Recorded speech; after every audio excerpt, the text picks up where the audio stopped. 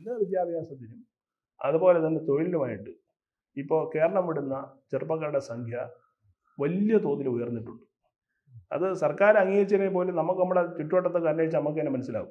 ഒരു വീട്ടിൽ എത്ര പേരുണ്ട്, ചെറുപ്പക്കാർ എത്ര പേരുണ്ട്. മിക്കവാറും വീടുകളിലൊക്കെ നമ്മളൊരു 10 വീട് എടുത്തു കഴിഞ്ഞാൽ അതിലൊരു 4 വീടുകളിൽ മാത്രമാണ് ഈ പറഞ്ഞ ചെറുപ്പക്കാരുള്ളത്. എന്നുവെച്ചാൽ മറ്റു വീട് ഇല്ല എന്നല്ല എൻ്റെ അർത്ഥം. മറ്റു വീടുകളുണ്ട്. അവരൊന്നുകിൽ വിദ്യാഭ്യാസമായിട്ടോ തൊഴിലിനായിട്ടോ കേരളത്തിന് പുറത്താണ്, ഒന്നുകിൽ കേരളത്തിൽ നിന്ന് മറ്റ് സംസ്ഥാനങ്ങളിൽ അല്ലെങ്കിൽ വിദേശങ്ങളിൽ. അത് വലിയൊരു വിഷയമാണ്. മാത്രമല്ല, ഒരു വോട്ട് ചെയ്യാൻ വേണ്ടി മാത്രം ഈ പറഞ്ഞ ലീവ് എടുത്ത് വരാനുള്ള സാധ്യതയും വളരെ കുറവാണ്. ഇനി ഉള്ള യുവാക്കളിൽ തന്നെ ഈ തെരഞ്ഞെടുപ്പിനുള്ള ഒരു വൈമുഖ്യം, ഒരു നിർവികാരത സംഭവമുണ്ട്. അപ്പോൾ സ്വാഭാവികമായിട്ട് പഴയതുപോലുള്ള നമ്മുടെയൊക്കെ കാലഘട്ടത്തിലുണ്ടായിരുന്ന യുവാക്കളുടെ ഒരു ആവേശം ഉണ്ടല്ലോ തെരഞ്ഞെടുപ്പ്, അത് പുതിയ തലമുറയിൽ ഇല്ല എന്നുള്ളത് ഒരു നഗ്ന സത്യമാണ്. നമ്മൾ അംഗീകരിച്ചേ മതിയാവും.